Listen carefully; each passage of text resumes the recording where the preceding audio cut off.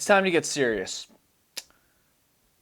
And by that I mean probably not going to be that serious. No, these are some serious problems that I'm going to talk about today, but we're going to have some goofs and some gags along the way too. So when I was first planning this video, I was going to just talk about a few serious issues that I've noticed in the hiking community. And since I was thinking about this already, I made a post on my community tab asking you guys what you think your serious and maybe not so serious problems are in the hiking community. And honestly, the answers I got on there were so insightful and so good that I decided to just scrap the things I was going to talk about, because honestly a lot of it was mentioned by you guys and I've already talked about a lot of it on the channel, and instead I'm just going to go fully reacting to your comments. So thank you so much to everyone who commented your issues. By the way, if you're not subscribed to the channel, this is a good reason to be subscribed, because I do these community posts asking for your insight for videos very often, and if you're subscribed you'll have a better chance of seeing those and a better chance of getting your insights into a video. Let's talk about some serious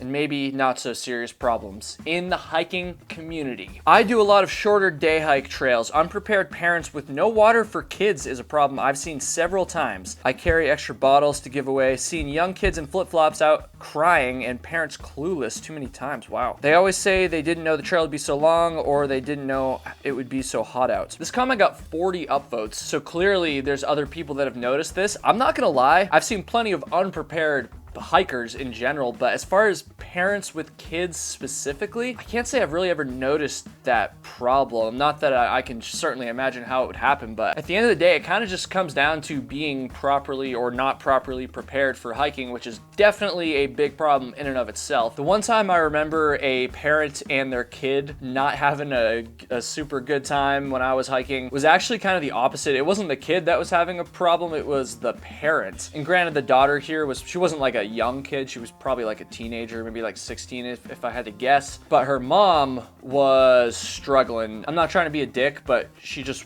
was not physically prepared for this hike. She wasn't prepared for the rocks. It was in Pennsylvania on my AT thru hike, and she had fallen and she was kind of scraped up, and it was pretty hot out that day, and she was in such rough shape. She was like panicking when I passed her, and her daughter was kind of oblivious, to be honest. Her daughter was like, yeah, whatever, mom, and her mom was just like struggling. So I talked to this lady for a minute. I tried to help her walk a little bit, but and so I asked her, I was like, do you realistically think you can walk out right now? And she said no, and so I actually ended up calling 911, and some rescuers came in and got her. I'm straying from the original comment here a little bit, but I don't know, I've never really seen unprepared parents with no water for their kids. But if they were to bring some water for their kids, what I would recommend is that they put some Drink Element electrolyte drink mix in the water so that their kids can be healthy and hydrated. That's right, Drink Element is the sponsor of this video. They are by far the best electrolyte drink mix company. It's not even close, and let me tell you why. First of all, it's healthy. How many times have you gone into Walmart or Target or Kmart or whatever mart? You go to the electrolyte little section and they have some electrolyte mixes, but they're all full of sugar. They're full of crap you can't even pronounce, you've never even heard of. You don't want that. You want something without sugar, and Drink Element has that. But you don't just want it to have no sugar, it's still gonna taste great, and Drink Element, they have that too. I guarantee you, no matter who you are, no matter what your taste is, Drink Element has a flavor that you will like. If you like the fruity stuff, they got that. They got citrus salt, they got orange salt. Those are two of my favorites. Even if you're the person who's like, but Kyle, I like spicy stuff, or I like chocolate, they have that too. You heard me, I'm not joking. They have chocolate salt, they have lemon habanero. These are drink mix flavors. And let's say you just want to try all their flavors. How can you do that? I can tell you how. Go to drinkelement.com/KyleHatesHiking. That's drinklmnt.com/KyleHatesHiking. Use that link and place an order. And when you do that, they're gonna throw in a free sample pack of 8 different flavors with your order. drinkelement.com/KyleHatesHiking. I'll also have a link to it in the top of the description. Go try their amazing flavors. Go get your free sample pack thrown in with your order. These guys have been the longest running sponsor on my channel, and I appreciate it so much. I stand by this company, so go show them some love. I would love to see more respect between different trail group users, i.e. hikers,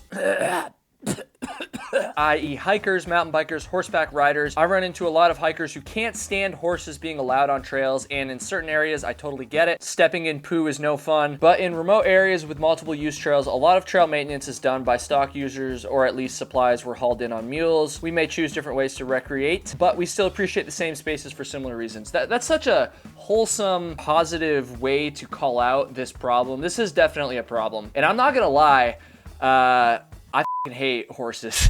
Not even just on trails, just in general. I just think that horses should be banned, so get them out of here. But I really appreciate this comment, and honestly, it's given me a little bit of a different perspective, because as a hiker, as a backpacker, if you get, freaking passed by a mountain biker who's whizzing down the trail, or you have to take the time to step way off the trail so that a pack of mules and horses can pass you, as happened a few times to me on the PCT last year, it is kind of annoying. But this comment makes a great point. We really do just need to be respectful among the other groups of people that choose to recreate. They made a great point too about the trail maintenance and how horses and mules can be used to haul in supplies and help with that. So I don't know, it's giving me some interesting things to think about. Be respectful of the other groups, guys. Even the horses. God, I fucking hate those things. And speaking of animals, not keeping your dogs on leashes is a problem in the hiking community, according to this person. Man, I have some feelings on this one too. So, unlike horses, I do actually like dogs. However, it's annoying and sometimes a little bit scary, to be honest, when someone's dog just comes running up on you when you're just hiking along the trail. I've never been straight up attacked by someone's dog, but there have been a few times where someone's dog jumps on you, and I especially don't like it when the dog owner just calls out off in the distance. They're like, "Don't worry, he's friendly," as if that's not what every single dog owner in history whose dog attacked somebody said right before their dog attacks somebody. In a perfect world, yeah, I think that dogs should be on leashes. I also do understand if you're hiking with a dog, it would be really annoying to have your dog on a leash constantly, especially if your dog is well behaved and there's really no reason for it. I do understand that, genuinely. As much as I hate it when people's dogs run up on me, I do understand that. And of course, I understand that dogs love to hike. It's great exercise for them. It's fun to hike with your dog. So I'm not against people bringing their dogs on the trail. This is an issue I've thought about a lot over the years. At first, I was very against dogs being off leash in any circumstance, and then after living with a dog for a few years, I got more comfortable with dogs, and now I'm kind of torn, to be honest. Leave a comment, let me know what you guys think. Should dogs always be on a leash 100% of the time? Is there any scenario at all where a dog could be allowed to be off leash when they're hiking? I'd like to see more size inclusivity. Hiking is a great way to get moving and get active, and a lot of plus size folks want to begin hiking but can feel ostracized due to their size or due to some fat shaming comments. We should be embracing people who want to start hiking. I agree with that 100%. I will say personally, I haven't witnessed any fat shaming, but I mean, not to toot my own horn here too much, but I don't think most people would consider me fat. Maybe some, but I genuinely can't understand why someone would make mean comments about someone who's fat and hiking. I mean, to me, the only logical thing to say here is good for them. They're getting out there, they're exercising. It's great for your mental health, it's great for your physical health. Why wouldn't we be encouraging people that are overweight to hike? It doesn't make sense to me. Of course, you have to be safe about it. There maybe are some trails, kind of like I mentioned at the beginning of the video, where the conditions just aren't going to be safe for someone to hike depending on their abilities. But generally speaking, man, I think everybody should be hiking. I think it's a great thing. I think if you're overweight and you're trying to use hiking as a way to lose weight and just because it's fun too, I fully support you, and don't listen to them haters, dude. Don't do it. Chef says, people see hiking influencers showing only the best of hiking, thus the expectations of newbie hikers are really skewed. Also, Bluetooth speaker hikers. Yeah, I mean, the Bluetooth speaker thing's been beaten to death on every form of social media at this point. Don't hike with your Bluetooth speakers, for fuck's sake, put it away. And as far as hiking influencers showing only the best of hiking, I mean, I agree with that. A lot of people do that, but I also feel no offense to the person who made this comment either, I think they're certainly being genuine. I feel the concept of people being influencers only show the good things, they never show I feel that's a little bit blown out of proportion, to be honest. At least nowadays. Maybe a few years ago it was more common, but there's still plenty of people out there who show in fact, I would say 90% of hiking influencers, whenever they're on a podcast, myself included, they'll just be dude, my people love my content because because I show like the good and the bad. I don't know, just in terms of making content, having some bad stuff happen is good content, to be honest. And so I feel like on YouTube at least, hiking channels are actually kind of incentivized to show the bad stuff. Not only because it's, quote, keeping it real, but also because it just makes entertaining content. The PCT. It's just burnt. Like, look at this. I don't know. Maybe on Instagram, there's like more people that only post like nice pictures and stuff. So I can understand that sentiment. Here's a not so serious problem, but definitely one that I'm sure we've all experienced. Making yourself hike too quickly or slowly because your natural pace is inadvertently the same as a random stranger and you don't want to awkwardly hike with them. Dude, I've experienced this so many times. Or maybe it's even worse. Maybe your pace is a little bit faster than them, but you take more breaks than them. And so you pass them once, and then like 20 minutes later, you take a break and they pass you again. And then you finish your break, and so you start hiking and you're faster than them, so you pass them again. And then an hour later, you're taking another break and they pass you.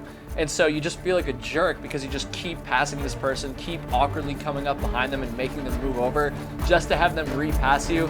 So like, yeah, this is a problem for sure. How do you guys deal with this? I've experienced this so many times and I still don't even know what the right solution is, dude. I have no idea. To each his own, but in all the time I worked at EMS, which is Eastern Mountain Sports. It's like an REI style outfitter, by the way. It always seemed that the speed hikers missed the point of hiking. No lunch at the overlook, no photo at the summit, just data. Ooh, spicy. I'm gonna disagree with this person a little bit. I appreciate them making the comment and watching and stuff. So if you guys couldn't tell, I'm really trying not to be a dick in this. I probably still am. But who are you, name, to say that someone else is missing the point of hiking? Isn't it something that we all experience a little bit differently? We all have our own point. I could even throw this back to a very commonly cited problem in the hiking community, which is people not respecting each other's hikes. People not respecting hike your own hike.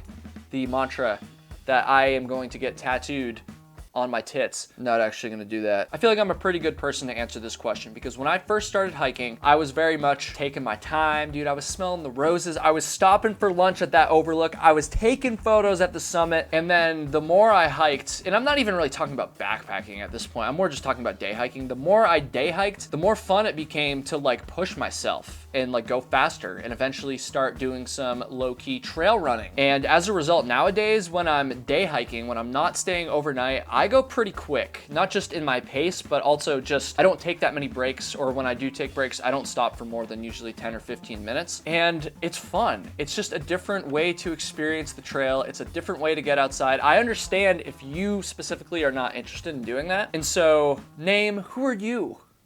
Sorry, that's too rude. You know what? No, I'm gonna say it. Who are you to say what the point of hiking is? It's different for everybody. Let me know what other serious or maybe not so serious problems that the hiking community has right now in the comments. I appreciate all of your feedback. I appreciate you guys watching.